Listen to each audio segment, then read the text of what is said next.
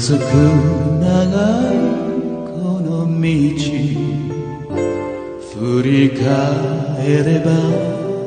遥か遠くふるさとが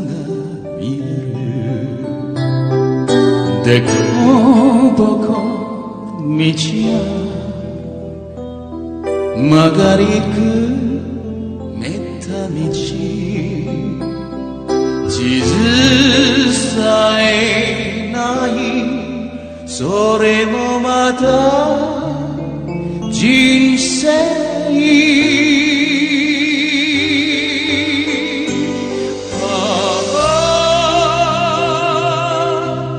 川の流れのように緩やかに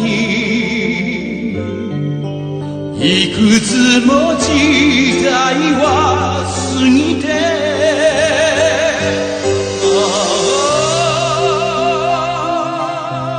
川の流れのように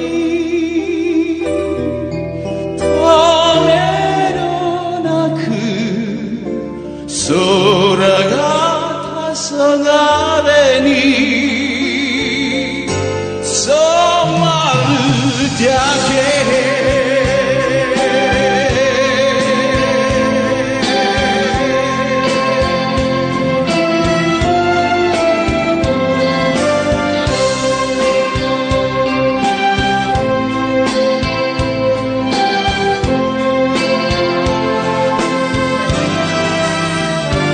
生きることは旅すること終わりのないこの道愛する人そばに連れて夢探